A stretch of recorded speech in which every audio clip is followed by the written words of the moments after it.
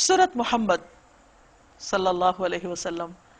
بسم اللہ الرحمن الرحیم، شروع اللہ کے نام سے جو بے انتہا مہربان نہایت رحم فرمانے والا ہے۔ الذین کفروا وصدوا عن سبیل اللہ اضل اعمالہم، جن لوگوں نے کفر کیا اور اللہ کے راستے سے روکا، اللہ نے ان کے اعمال کو ضائع کر دیا، رائے گاں کر دیا۔ اشارہ ہے مشرکین کی طرف، اہل کتاب کی طرف، کہ جو اپنے اپنے طور پر اچھے کام کیا کرتے تھے، لیکن محمد صلی اللہ علیہ وسلم پر ایمان نہ لانے کی وجہ سے ان کے اچھے کام بھی ضائع ہو گئے۔ مثلا مشرکین مکہ بیت اللہ کے خادم تھے، مجاور تھے، حج اور عمرہ بھی کیا کرتے تھے، اپنے طور پر عبادات بھی کیا کرتے تھے، صدقہ خیرات کرتے تھے، مہمان نواز بہت تھے، رشتہ داروں کا بہت خیال رکھتے تھے، عہد کی بہت پابندی کرتے تھے، لیکن چونکہ ان کا ایمان درست نہیں تھا، بنیاد درست نہیں تھی، انہوں نے نبی صلی اللہ علیہ وسلم سے بلا وجہ کی ایک ضد ٹھان لی، تو اس بنا پر ان کے اعمال ضائع ہو گئے، ان کے کیے کرائے پہ پانی پھر گیا۔ والذین آمنوا وعملوا الصالحات وآمنوا بما نزل على محمد وهو الحق من ربهم کفر عنہم سیئاتہم واصلح بالہم۔ اس کے بالکل اپوزٹ، برعکس، وہ لوگ جو ایمان لائے اور انہوں نے اچھے کام کیے اور وہ اس چیز پر ایمان لائے جو محمد صلی اللہ علیہ وسلم پر اتاری گئی تھی اور وہ حق ہے، ان کے رب کی طرف سے ہے، تو ان کا معاملہ بالکل مختلف ہوا۔ اللہ نے ان کی برائیاں ان سے دور کر دی، ان کے نیک عمل ضائع کر دیے، ان کی برائیاں ان سے دور کر دی اور ان کا حال درست کر دیا۔ یہ اس لیے کہ کفر کرنے والوں نے باطل کی پیروی کی اور ایمان لانے والوں نے اس حق کی پیروی کی جو ان کے رب کی طرف سے آیا ہے۔ اس طرح اللہ ان لوگوں کو ٹھیک ٹھیک حیثیت بتائے دیتا ہے، یعنی کس کا عمل، کس کا کام کس درجے میں ہے، اس کا نتیجہ کیا نکلے گا۔ پس جب ان کافروں سے تمہاری مٹھ بھیڑ ہو تو پہلا کام گردنیں مارنا ہے۔ نبی صلی اللہ علیہ وسلم جب ہجرت کر کے مدینہ تشریف لے گئے تو بھی اہل مکہ نے پیچھا نہیں چھوڑا، جلد ہی ان پر جنگ مسلط کر دی گئی اور پھر ایک کے بعد ایک۔ تو اس پر آپ صلی اللہ علیہ وسلم کو بتایا ہی جا رہا ہے کہ جب یہ آپ کے مقابلے میں آئیں تو اصل مقصد ہے کہ ان کا زور توڑا جائے تاکہ یہ کشمکش ختم ہو۔ رسول اللہ صلی اللہ علیہ وسلم نے فرمایا دشمن سے لڑنے کی تمنا نہ کرو، یعنی لڑائی کوئی اچھی چیز نہیں ہے، یہاں تک کہ جب تم ان کو اچھی طرح کچل دو، یعنی زور توڑ دو، تب قیدیوں کو مضبوط باندھو۔ یعنی تمہارا مقصد، جنگ کا مقصد قیدی حاصل کرنا، مال غنیمت حاصل کرنا نہیں ہے۔ اس کے بعد تمہیں اختیار ہے احسان کرو، یعنی ان کو چھوڑ دو قیدیوں کو، یا فدیے کا معاملہ کرو، یعنی پہلا معاملہ ہے بغیر معاوضے کے چھوڑ دو، آزاد کر دو، یا کچھ معاوضہ لے کے، یہاں تک کہ لڑائی اپنے ہتھیار ڈال دے، یعنی یہ فتنہ فساد ختم ہو جائے۔ یہ ہے تمہارے کرنے کا کام۔ اللہ چاہتا تو خود ہی ان سے نمٹ لیتا، مگر یہ طریقہ اس نے اس لیے اختیار کیا ہے تاکہ تم لوگوں کو ایک دوسرے کے ذریعے سے آزمائے۔ اللہ یہ دیکھنا چاہتا ہے کہ کون اللہ کے وفادار ہیں جو اللہ سبحانہ وتعالیٰ کے دین کے خادم اور مددگار ہوں گے، اور جو لوگ اللہ کی راہ میں مارے جائیں اللہ ان کے اعمال کو ہرگز ضائع نہ کرے گا، وہ ان کی رہنمائی فرمائے گا، ان کا حال درست کر دے گا اور ان کو اس جنت میں داخل کرے گا جس سے وہ ان کو واقف کرا چکا ہے۔ اہل جنت اپنے جنت کے گھر کو اس طرح پہچانیں گے جیسے دنیا میں پہچانتا ہے کوئی اپنے گھر کو، بلکہ اس سے بھی زیادہ بہتر۔ حالانکہ وہ پہلی دفعہ دیکھ رہے ہوں گے اس کو، لیکن بہت مانوس لگے گا انہیں۔ یا ایھا الذین آمنوا ان تنصروا اللہ ینصرکم ویثبت اقدامکم۔ اے لوگو جو ایمان لائے ہو، اگر تم اللہ کی مدد کرو گے تو وہ تمہاری مدد کرے گا اور تمہارے قدم مضبوط جما دے گا۔ رہے وہ لوگ جنہوں نے کفر کیا تو ان کے لیے ہلاکت ہے، اور اللہ نے ان کے اعمال کو بھٹکا دیا ہے کیونکہ انہوں نے اس چیز کو ناپسند کیا جسے اللہ نے نازل کیا۔ تو جو شخص اللہ کے نازل کردہ کلام کو، اس کی باتوں کو ناپسند کرے تو پھر اللہ سبحانہ وتعالیٰ کو اس کے اعمال کی ضرورت نہیں، وہ ان اعمال کو ضائع کر دیتا ہے۔ لہٰذا اللہ نے ان کے اعمال ضائع کر دیے۔ کیا وہ زمین میں چلے پھرے نہ تھے کہ ان لوگوں کا انجام دیکھتے جو ان سے پہلے گزر چکے، جنہوں نے ان جیسا طرز عمل اختیار کیا؟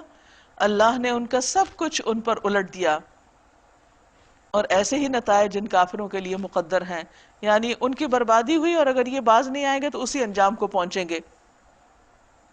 یہ اس لیے ہے کہ ایمان لانے والوں کا حامی و ناصر اللہ ہے، اور کافروں کا حامی و ناصر تو کوئی نہیں۔ ایمان لانے والوں اور نیک عمل کرنے والوں کو اللہ ان جنتوں میں داخل کرے گا جن کے نیچے نہریں بہتی ہیں، اور کفر کرنے والے بس دنیا کی چند روزہ زندگی کے مزے لوٹ رہے ہیں، جانوروں کی طرح کھا پی رہے ہیں، یعنی ان کی زندگی کا مقصد یوں لگتا ہے جس صرف لذت حاصل کرنا ہے، چاہے وہ کھانے پینے سے ہو یا کسی اور طرح، اور ان کا آخری ٹھکانہ جہنم ہے۔ اے نبی صلی اللہ علیہ وسلم، کتنی ہی بستیاں ایسی گزر چکی جو تمہاری اس بستی سے بہت زیادہ زور آور تھی جس نے تمہیں نکال دیا، یعنی مکہ سے۔ مکہ کے رہنے والوں کی وہ طاقت نہیں تھی جو پہلے قوموں کے پاس طاقت تھی، لیکن ان کی طاقت بھی کام نہ آئی تو ان کی کیا کام آئے گی؟ انہیں ہم نے اس طرح ہلاک کر دیا کہ کوئی ان کا بچانے والا نہ تھا۔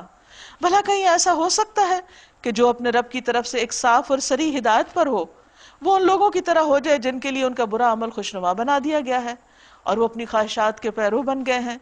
پرہیزگاروں کے لیے جس جنت کا وعدہ کیا گیا ہے اس کی شان تو یہ ہے کہ اس میں نہریں بہ رہی ہوں گی، نتھرے ہوئے پانی کی نہریں، صاف پیور واٹر، فیہا انہار من ماء غیر آسن۔ نبی صلی اللہ علیہ وسلم نے فرمایا، جنت میں دودھ، پانی، شہد اور شراب کے سمندر ہوں گے جن سے نہریں پھوٹیں گی، ایسے دودھ کی جس کے مزے میں ذرا فرق نہ آیا ہوگا۔ دنیا میں تو دودھ کو اگر تھوڑی دیر بھی کہیں روک لیا جائے تو بد مزہ ہو جاتا ہے، خراب ہو جاتا ہے۔ نہریں بہ رہی ہوں گی ایسی شراب کی جو پینے والوں کے لیے لذیذ ہوگی، بد مزہ نہ ہوگی۔ نہریں بہ رہی ہوں گی صاف شفاف شہد کی کہ اس میں کسی قسم کی کوئی ملاوٹ نہیں، اس میں ان کے لیے ہر طرح کے پھل ہوں گے اور ان کے رب کی طرف سے بخشش۔ کیا وہ شخص جس کے حصے میں یہ جنت آئے گی ان لوگوں کی طرح ہو سکتا ہے جو جہنم میں ہمیشہ رہیں گے، اور جنہیں ایسا گرم پانی پلایا جائے گا جو ان کی آنتیں کاٹ دے گا، یعنی ابلتا کھولتا کہ پیتے ہی ان کی آنتیں بہہ جائیں گی اندر سے۔ ان میں سے کچھ لوگ ایسے ہیں جو کان لگا کر تمہاری بات سنتے ہیں، منافقین کی طرف اشارہ ہے اب، اور پھر جب تمہارے پاس سے نکلتے ہیں تو ان لوگوں سے جنہیں علم کی نعمت بخشی گئی پوچھتے ہیں کہ ابھی ابھی انہوں نے کیا کہا تھا۔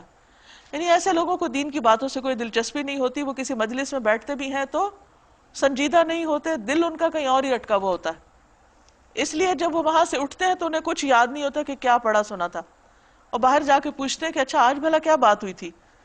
یہ وہ لوگ ہیں جن کے دلوں پر اللہ نے ٹھپا لگا دیا، وہ بات ان کے اندر جاتی ہی نہیں، اور یہ اپنی خواہشات کے پیروکار بنے ہوئے ہیں، کیونکہ وہ اور باتیں ہی سوچتے رہتے ہیں جو ان کی خواہشات کے متعلق ہوں۔ رہے وہ لوگ جنہوں نے ہدایت پائی، اللہ ان کو اور زیادہ ہدایت دیتا ہے اور انہیں ان کے حصے کا تقویٰ عطا فرماتا ہے۔ اب کیا یہ لوگ بس قیامت ہی کے منتظر ہیں کہ وہ اچانک ان پر آ جائے؟ اس کی علامات تو آ چکی ہیں، جب وہ خود آ جائے گی تو ان کے لیے نصیحت قبول کرنے کا کون سا موقع باقی رہ جائے گا؟ پس اے نبی صلی اللہ علیہ وسلم خوب جان لیجئے کہ اللہ کے سوا کوئی عبادت کے لائق نہیں، اور معافی مانگیے اپنے قصور کے لیے بھی اور مومن مردوں اور عورتوں کے لیے بھی۔ بات یہ ہے کہ پیغمبر معصوم ہوتے ہیں، ان کے گناہ نہیں ہوتے، لیکن اعلیٰ درجے سے تھوڑا سا بھی کم کریں تو وہ ان کے لیے کمی شمار ہوتی ہے، قصور شمار ہوتا ہے، تو اس لیے فرمایا کہ اس پر بھی آپ توبہ کر لیجئے، استغفار کر لیجئے تاکہ آپ کے درجے بلند سے بلند ہی رہیں۔ اور مومن مردوں اور عورتوں کے لیے بھی اللہ تمہاری سرگرمیوں کو بھی جانتا ہے اور تمہارے ٹھکانے سے بھی واقف ہے۔ وَيَقُولُ الَّذِينَ آمَنُوا لَوْلَا نُزِّلَتْ سُورَةٌ، جو لوگ ایمان لائے وہ کہہ رہے تھے کہ کوئی سورت کیوں نہیں نازل کی جاتی جس میں جنگ کا حکم دیا جائے، مگر جب ایک محکم سورت نازل کر دی گئی جس میں جنگ کا ذکر تھا تو تم نے دیکھا کہ جن کے دلوں میں بیماری تھی، منافقت تھی، وہ تمہاری طرح دیکھ رہے تھے جیسے کسی پہ موت چھا گئی، کیونکہ منافق کسی کام کے آنے سے پہلے بڑی بڑی باتیں کرتا ہے، جہاد سے پہلے جہاد کی باتیں کرتا ہے، اور جب جہاد فرض ہو جاتا ہے تو پھر اس سے بھاگنے کی فکر کرتا ہے۔ تو منافق ہوتا ہی وہ ہے کہ جس کے قول اور فعل میں تضاد ہو، یعنی منہ سے تو بڑی بڑی باتیں کرے لیکن عمل اس کا بالکل اپوزٹ ہو، کام کے وقت غائب ہو۔ افسوس ان کے حال پر، ان کی زبان پر ہے اطاعت کا اقرار اور اچھی اچھی باتیں، مگر جب قطعی حکم دے دیا گیا اس وقت وہ اللہ سے اپنے عہد میں سچے نکلتے تو انہی کے لیے اچھا تھا، یعنی پھر اپنی کمٹمنٹ نبھاتے تو بات بنتی، اب کیا تم لوگوں سے اس کے سوا کچھ اور توقع کی جا سکتی ہے کہ اگر تم الٹے منہ پھر گئے تو زمین میں فساد برپا کرو گے اور آپس میں ایک دوسرے کے گلے کاٹو گے؟ یہ وہ لوگ ہیں جن پر اللہ نے لعنت کی اور ان کو اندھا اور بہرا بنا دیا۔ کیا ان لوگوں نے کبھی قرآن پر غور نہیں کیا یا ان کے دلوں پہ تالے چڑھے ہوئے ہیں؟ حقیقت یہ ہے کہ جو لوگ ہدایت واضح ہونے کے بعد اس سے پھر گئے ان کے لیے شیطان نے اس روش کو سہل بنا دیا اور جھوٹی توقعات کا سلسلہ ان کے لیے دراز کر رکھا ہے۔ اسی لیے انہوں نے اللہ کے نازل کردہ دین کو ناپسند کرنے والوں سے کہہ دیا کہ بعض معاملات میں ہم تمہاری مانیں گے، یعنی بظاہر ایمان کا اقرار کرنے کے باوجود بھی ان کی دلچسپیاں دین کے دشمنوں کے ساتھ ہی رہیں۔ اللہ ان کی خفیہ باتیں خوب جانتا ہے جو انہوں نے چھپ چھپ کے دوسروں سے معاہدے کیے۔ پھر اس وقت کیا حال ہوگا جب فرشتے ان کی روحیں قبض کریں گے، یعنی ان منافقین پہ کیا گزرے گی، اور ان کے منہ اور پیٹھوں میں مارتے ہوئے انہیں لے جائیں گے۔ تو اس سے یہ پتہ چلتا ہے کہ اگر کوئی شخص اپنے اللہ، اپنے دین، اپنے رسول، اپنے مشن کے ساتھ سنسیئر نہیں ہوتا تو موت کے وقت سے اس کی سزا شروع ہو جاتی۔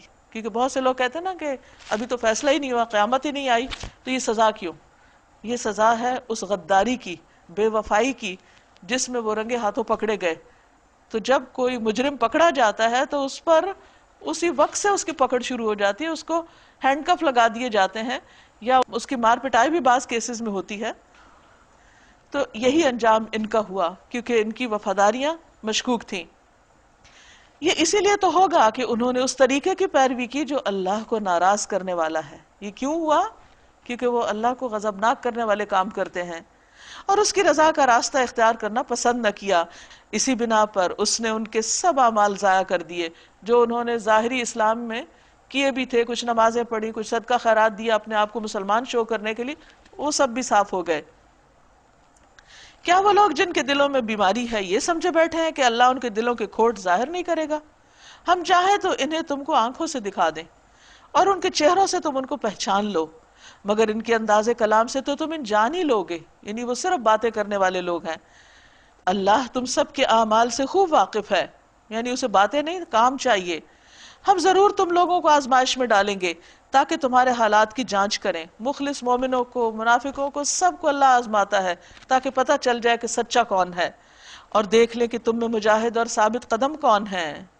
حتی نعلم المجاہدین منکم والصابرین، جو دین کے رستے میں آنے والی مشکلات پر صبر کرتے ہیں، جمے رہتے ہیں۔ وَنَبْلُوَ أَخْبَارَكُمْ، اور تمہاری جانچ پڑتال، تمہارے حالات کی ہم کرتے ہی رہیں گے۔ جن لوگوں نے کفر کیا اور اللہ کی راہ سے روکا اور رسول سے جھگڑا کیا جبکہ ان پر راہ راست سیدھی راہ واضح ہو گئی تھی، در حقیقت وہ اللہ کا کچھ بھی نقصان نہیں کر سکتے، بلکہ اللہ ہی ان کا سب کیا کرایا غارت کر دے گا۔ اس صورت میں بار بار جس چیز کی تکرار ہے وہ اعمال کا ضائع ہونا ہے۔ اعمال کی قبولیت کا انحصار کس پر ہے؟ اچھی نیت اور اخلاص پر، اللہ رسول کے ساتھ وفاداری پر، سچے ایمان پر۔ اگر اندر سے انسان کھوٹا ہے تو ظاہری اعمال فائدہ نہیں دیتے۔ یا ایھا الذین آمنوا اطیعوا اللہ واطیعوا الرسول ولا تبطلوا اعمالکم، اے لوگو جو ایمان لائے ہو، تم اللہ کی اطاعت کرو، بات مانو، اور رسول کی اطاعت کرو، اور اپنے اعمال کو برباد نہ کر لو، یعنی نافرمانیاں کر کے۔ رسول اللہ صلی اللہ علیہ وسلم نے فرمایا، جس نے ہمارے دین میں خود سے کوئی نئی چیز پیدا کر دی جو اس میں نہیں تھی تو وہ رد ہے، ریجیکٹڈ ہے۔ کفر کرنے والوں اور اللہ کی راہ سے روکنے والوں اور مرتے دم تک کفر پہ جمے رہنے والوں کو تو اللہ ہرگز معاف نہ کرے گا۔ بس تم بودے نہ بنو اور صلح کی درخواست نہ کرو، تم ہی غالب رہنے والے ہو، اللہ تمہارے ساتھ ہے اور تمہارے اعمال کو وہ ہرگز ضائع نہیں کرے گا۔ جب تم اس کی راہ میں قربانیاں کرو گے تو پھر تمہاری چھوٹی چھوٹی کوششیں بھی قبول ہو جائیں گی۔ انما الحیات الدنیا لعب و لہو، انسان دین کے راستے میں قربانی کیوں نہیں کرتا؟ کیونکہ وہ دنیا کی رونق میں کھو جاتا ہے، یہ دنیا کی دلچسپیاں اس کا راستہ روک لیتی ہیں۔ فرمایا کیا ہے یہ دنیا؟ نرا کھیل تماشا۔ اگر تم ایمان رکھو اور تقوی کی روش پر چلتے رہو، وَإِن تُؤْمِنُوا وَتَتَّقُوا يُؤْتِكُمْ أُجُورَكُمْ وَلَا يَسْأَلْكُمْ أَمْوَالَكُمْ، اگر تم ایمان رکھو اور تقوی کی روش پر چلتے رہو تو اللہ تمہارے اجر تم کو دے گا اور وہ تمہارے مال تم سے نہ مانگے گا۔ اگر وہ کہیں تمہارے مال تم سے مانگ لے اور سب کے سب تم سے طلب کر لے تو تم بخل کر جاؤ، اور وہ تمہارے کھوٹ ابھار لائے گا۔ یعنی آزمائش میں اللہ اسی لیے ڈالتا ہے کہ پتہ چل جائے کون سنسیئر ہے اور کون نہیں۔ دیکھو تم لوگوں کو دعوت دی جا رہی ہے کہ اللہ کی راہ میں مال خرچ کرو، اس پر تم میں سے کچھ لوگ ہیں جو بخل کر رہے ہیں، دل کھول کے نہیں دیتے، حالانکہ جو بخل کرتا ہے وہ در حقیقت اپنے آپ ہی سے بخل کرتا ہے۔ اللہ تو غنی ہے، تم ہی اس کے محتاج ہو۔